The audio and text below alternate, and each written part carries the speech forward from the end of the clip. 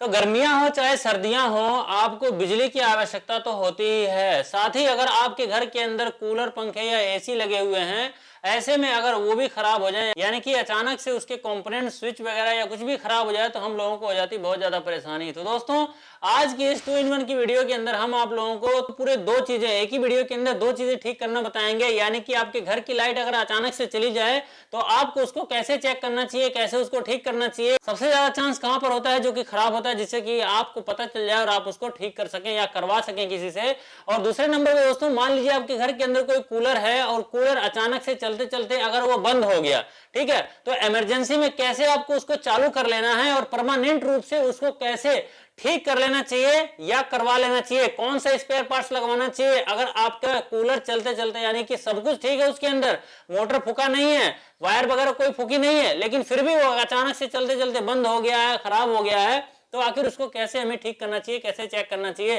तो सब कुछ बताएंगे आज की इस वीडियो के अंदर। तो चलिए शुरू करते हैं। मैं हूं रामू प्रसाद और आप हैं ऐसी सॉल्यूशन यूट्यूब चैनल पर।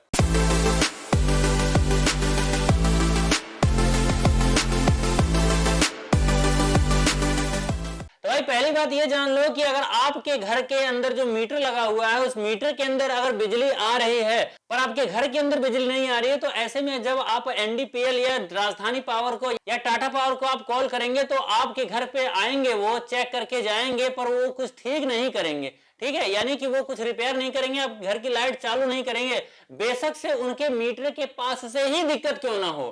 कारण इसका क्या है, क्योंकि मीटर जो लगाते हैं, यानी कि जो टाटा पावर या कोई भी पावर की कंपनी है, वो जो रिपेयरिंग का जिम्मेदारी लेती है, वो केवल मीटर तक की लेती है कि आपके मीटर के अंदर अगर लाइट आ रही है तो उससे आगे की जो प्रॉब्लम है उसको आपको प्राइवेटली ठीक करवाना पड़ेगा, अपने इलेक्ट्रीशियन से, अपने जो बिजली वाले हैं आपके पास में, या खुद ठीक कीजिए या तो उनसे करवाइए। तो वो काम वो नहीं करेंगे कि आपके घर के अंदर लाइट की सप्लाई देंगे, बस वो अपने मीटर तक की जिम्मेदारी लेते हैं। तो कल जो हमारे पास में कंप्लेंट आई थी वो यही थी कि सर जी, हमारे घर के अंदर लाइट नहीं आ रही है लेकिन हमारे मीटर के अंदर लाइट आ रही है। हमने अपने टाटा पावर को कॉल करके बुलाया और उनसे चेक करवाया, तो उनका कहना यही था कि भाई साहब, इस चीज को हम नहीं ठीक कर सकते, इससे तो आपको प्राइवेट इलेक्ट्रिशियन बुला करके आपको ठीक करवाना पड़ेगा। तो मैं गया वहां पे, देखा मैंने और किस तरह से उसको चेक किया, कैसे मैंने उसको ठीक किया। तो चलिए आप भी इस चीज को विस्तार से देख लीजिए और ठीक से समझ लीजिए, ताकि आपके घर के अंदर भी अगर ऐसी प्रॉब्लम हो जाए तो आप उसको चेक कर सके, उसको ठीक कर सके, और इसके अंदर कौन कौन से टूल्स, कौन कौन से औजारों की आवश्यकता पड़ेगी, सब कुछ आपको इसमें पता चलेगा। चलिए जानते हैं पूरा विस्तार से। तो दोस्तों, यही है वो टाटा पावर का मीटर, जो कि देख सकते हैं इसके अंदर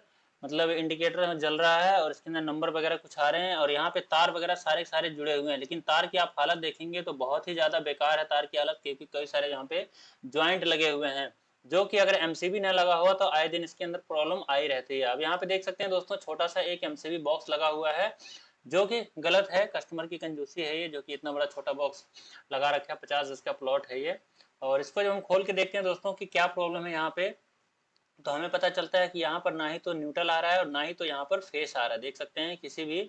मतलब पॉइंट के अंदर यहाँ पे न्यूट्रल और फेस नहीं आ रहा है सब में। हमने, क्योंकि जब मेन एमसीबी में नहीं आएगा तो किसी में भी नहीं आएगा, तो हमने बाकी आपको दिखाने के लिए सबको चेक कर लिया। अब यहाँ पे दोस्तों, इसको चेक करने के लिए हमें क्या औजार चाहिए होगा, तो आपको एक चाहिए होगा प्लास, पेचकस और एक टेस्ट लैंप चाहिए होगा, जो कि आप न्यूट्रल फेस दोनों आ रहा है कि नहीं इसको आप चेक कर सके। तो यहाँ पे दोस्तों,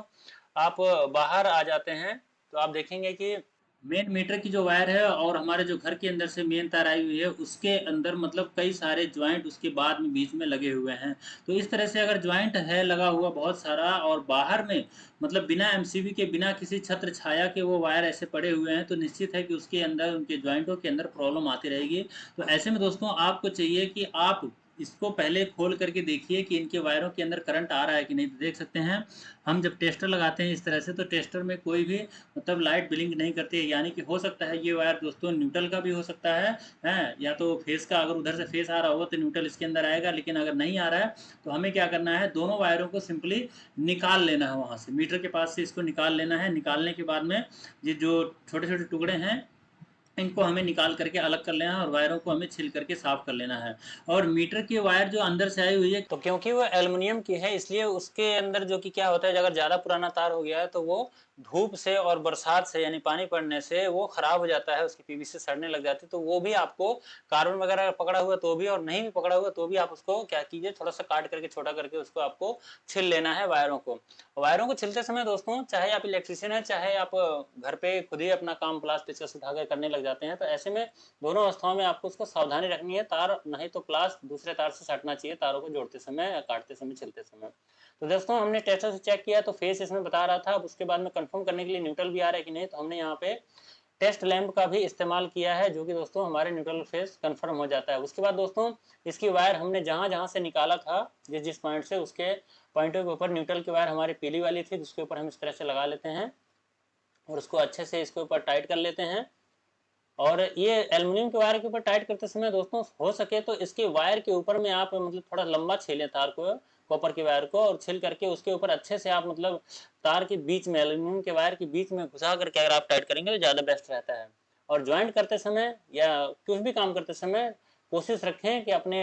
तारों को जो कि मजबूती से अपने हाथ से पकड़े रखें, और लूज हाथ से, क्योंकि अगर पकड़ेंगे तो क्या होता है कि वो छटक सकता है, इधर उधर जा सकता है, इसलिए आप उसको मजबूती से पकड़ें और उसके बाद अच्छे से टेप लगा लें सावधानी के साथ में। ठीक है, तो दोस्तों देख सकते हैं हमने यहाँ पे वायरों को ज्वाइंट करके, क्योंकि इन्होंने एमसीबी नहीं लगवाया, हम एमसीबी लेकर के आए थे पर इन्होंने लगवाया नहीं,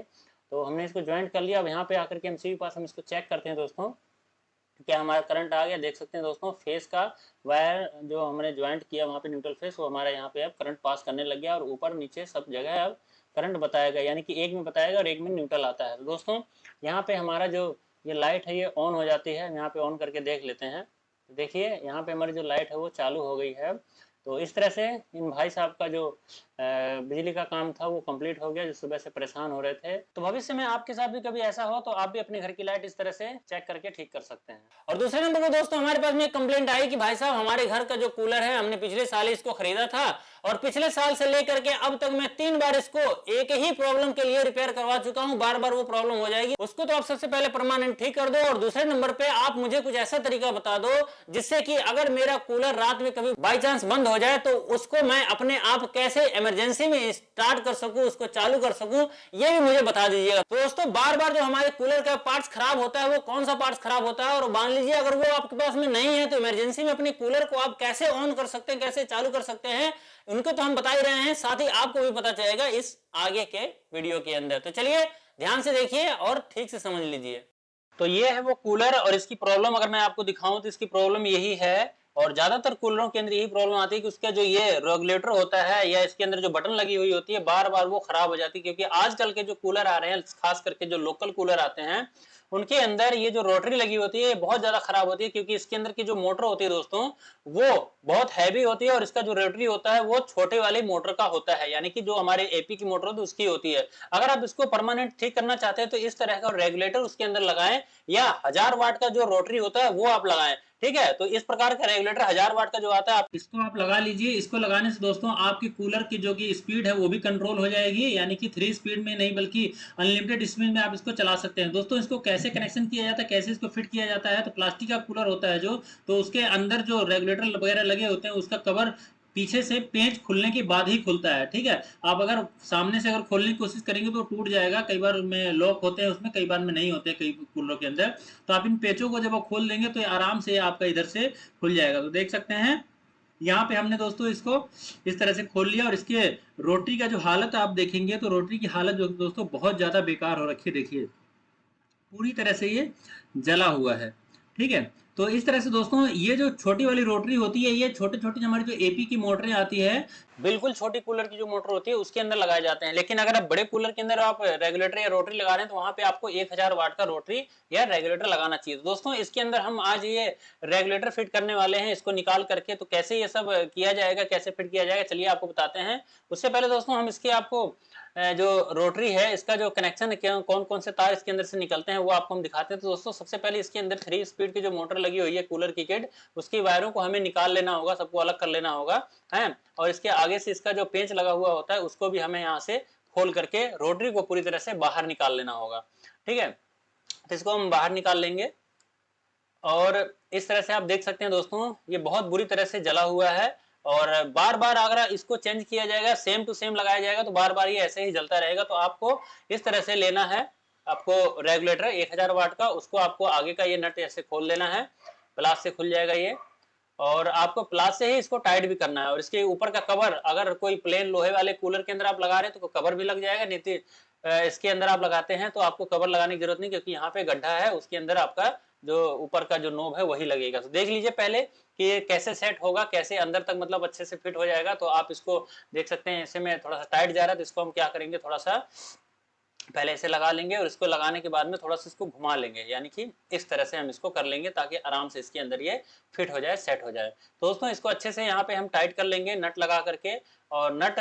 हम जो कि दोस्तों प्लास से टाइट करेंगे, आपके पास में चाबी है, गोटी है, उससे भी आप टाइट कर सकते हैं। उसके बाद इसको नोब को हम यहाँ पे लगा लेंगे दोस्तों। और इसके बाद में दोस्तों अब इसके बारी आती है कनेक्शन की। तो कनेक्शन आप थोड़ा सा ध्यान से देख लीजिए है कि इसके अंदर 2 ही तार हैं और उसके अंदर से 3 तारें आई हुई हैं, यानी कि जब हमारे रोटरी के अंदर कनेक्शन होता है तो वहां पे 4 तारों का कनेक्शन होता है। 3 तो हमारी स्पीड की होती है, एक फुल की और एक मीडियम की, एक लो की है, और एक हमारी मेन की होती है, लाइन की होती है जो करंट देता है उसमें। तो दोस्तों देख सकते हैं आपको तीनों तारों को रेड, व्हाइट एंड ब्लैक को लेना है। और इसको लेने के बाद में सबको आपको ब्लैक वाले को और रेड वाले को तो काट करके आपको छिलना नहीं है, उसको सिंपली इसके ऊपर टेप लगा देना है कुछ इस तरह से, ठीक है। इसके ऊपर आपको टेप लगा देना है और टेप लगा के इसको बंद कर देना है। और उसके बाद में आपके ये जो एक वायर बचती है ब्लैक वाली, और यहाँ पे देख सकते हैं एक कॉमन वायर जो कि मिली हुई है, जो सभी रोटरी के ऊपर गई हुई है। और हमारे जो पंखे वाली रोटरी थी, पंखे वाली मोटर की, उसके ऊपर भी ये मेन तार आई हुई थी। तो इसको क्या करेंगे, चाहे तो हम यहीं से जोड़ सकते हैं, नहीं तो ज्वाइंट लगाना बहुत ज्यादा अच्छी बात नहीं होती, इसलिए हम ज्वाइंट ये बिल्कुल जड़ में लगाएंगे। इस थिम्बल को निकाल लेंगे और निकालने के बाद में ये जो वायर है ब्लैक वाली, इसको हम निकाल के कर देंगे साइड में। और यहाँ पे दोस्तों हम जो हमारा रेगुलेटर है 1000 वाट का, इसका एक तार पकड़ेंगे कोई सा भी है, उसको हम इसके ऊपर इस तरह से फिट कर लेंगे, यहाँ पे अच्छे से टाइट कर लेंगे। और टाइट करने के बाद में दोस्तों इसके ऊपर हम दोबारा से वो थिम्बल लगा देंगे अपना। और उसके बाद में हम इसका जो रेगुलेटर का दूसरा तार है और जो ब्लैक वाली तार हमने यहाँ पे छोड़ रखा था, उसको लेकर के आपस में ज्वाइंट कर देंगे। और ज्वाइंट करने के बाद में दोस्तों इसके ऊपर हम बढ़िया से टेप लगा देंगे। आपके पास में थिम्बल है तो थिम्बल भी लगा सकते हैं, हमारे पास में फिलहाल टेप है तो हम इसके ऊपर टेप लगा देंगे। टेप ज़्यादा कारगर होता है थिम्बल से भी, क्योंकि थिम्बल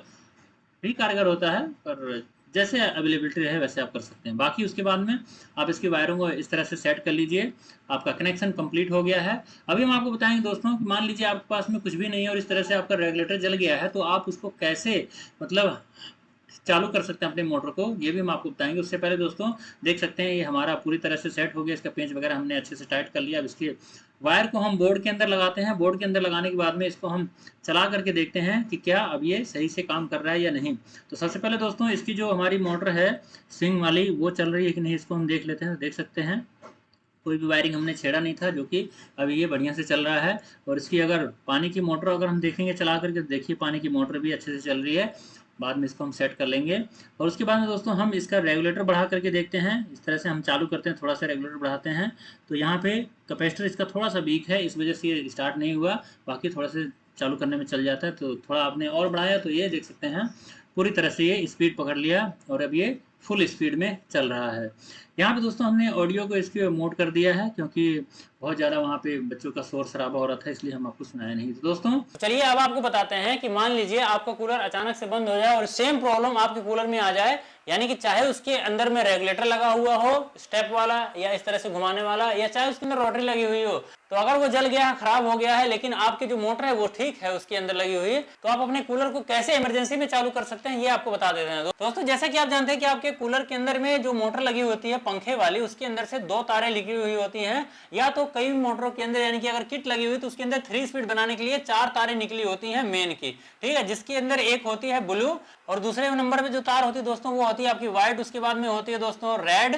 ठीक है, और उसके बाद में ब्लैक होती है, ठीक है। तो दोस्तों ब्लू वाली और ब्लैक वाली ये दोनों दोस्तों आपकी मेन होती हैं, बाकी ये दोनों स्पीड की होती हैं। यानी कि आप अगर इसके ऊपर करेंगे तो 1 नंबर पे यानी कि व्हाइट वाले पे करेंगे तो आपका जो कि बिल्कुल लो पे चलेगा। उसके बाद में आप अगर रेड वाले पे करेंगे तो आपका जो कि मीडियम में हो जाएगा, और ब्लैक वाले पे आप कर देंगे तो वो हाई पे हो जाएगा। कई लोग क्या करते हैं दोस्तों, इसका कनेक्शन थोड़ा उल्टा कर देते हैं, यानी कि ब्लैक वाला पहले लगाते हैं, पहले हाई करते हैं, उसके बाद लो करते हैं, उसके बाद बिल्कुल लो कर देते हैं, तो इस तरह से उसका कनेक्शन कर देते हैं। दोस्तों यहाँ पे हमें क्या करना है कि जैसे ये 4 तारे आपके मोटर के अंदर यानी रोटरी के पास में चारों तारें गई हुई होती हैं, तो आपको क्या करना होता है, इन दोनों तारों को आपको कट करके यहाँ पे टेप लगा देना होता है और ये दोनों ब्लैक और ब्लू तार को लेना होता है और इसको आपको इमरजेंसी में अगर चलाना है तो मोटर के अंदर यानी कि आपके कूलर के अंदर में जो दो तारें न्यूट्रल फेस की आई हुई है जो सभी रोटरियों के ऊपर गई हुई होती हैं, इन्हीं को आपको ढूंढना है और इनको आपको कट करना है, छील लेना है यहाँ से और दो तारें इसके सिरे आपको निकाल लेना है। तो इन दोनों तारों को क्या करना है, इमरजेंसी में चलाने के लिए इनके ऊपर सिंपली ऐसे कनेक्ट कर देना है, जिससे कि आपका जो कूलर की मोटर है रात में इमरजेंसी में चलाना चाहें या हमेशा के लिए चलाना चाहें तो भी आप इसको हमेशा इस तरह से चाहे तो चला सकते हैं। जब भी आप अपने बोर्ड के अंदर इस तार को लगाएंगे अपने कूलर के वायर को तो वो डायरेक्ट मतलब चलते रहेगा है, यानी कि ना तो बंद होगा ना ही तो कम ज्यादा होगा। लेकिन अगर आप उसको कम ज्यादा या बंद करना चाहते हैं अपने कूलर के पास बटन लगा करके या रोटरी स्विच लगा के या रेगुलेटर लगा करके, तो आप वहां पे रेगुलेटर, रोटरी स्विच या जो मर्जी लगाना चाहे लगा सकते हैं, आपको वहां से ऑन ऑफ हो जाएगा। ये बाद में आप करवा सकते हैं, लेकिन अगर आप चाहते हैं इमरजेंसी में आपका काम चल जाए तो इस तरह से कनेक्शन करके आप अपने कूलर को चला सकते हैं, इस्तेमाल कर सकते हैं। तो दोस्तों देखा आपने किस तरह से हमने इस दो प्रॉब्लम को ठीक किया, यानी कि एक घर के अंदर जहां पे लाइट नहीं आ रही थी, मीटर में आ रही थी पर घर के अंदर नहीं जा रही थी, तो उसको हमने किस तरह से चेक किया, कैसे ठीक किया, ये आपको पता चल गया। और दूसरे नंबर पे दोस्तों कि जैसे कि हमारे कूलर के अंदर में बार बार उसका रेगुलेटर खराब हो जाता था, तो क्यों खराब होता था, क्योंकि दोस्तों उसके अंदर रोटरी वाला स्विच लगा हुआ था जो कि हल्का होता है, बड़े मोटर जैसे कूलर की होती है उसका लोड वो नहीं ले पाता है, इसलिए वो खराब हो जाता था बार बार। अब उसको कैसे चालू कर सकते हैं ये भी आपने देख लिया इमरजेंसी में।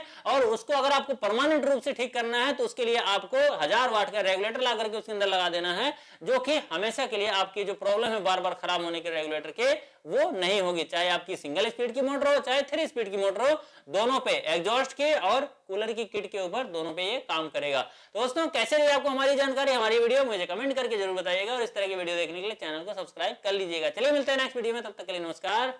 जय श्री राम।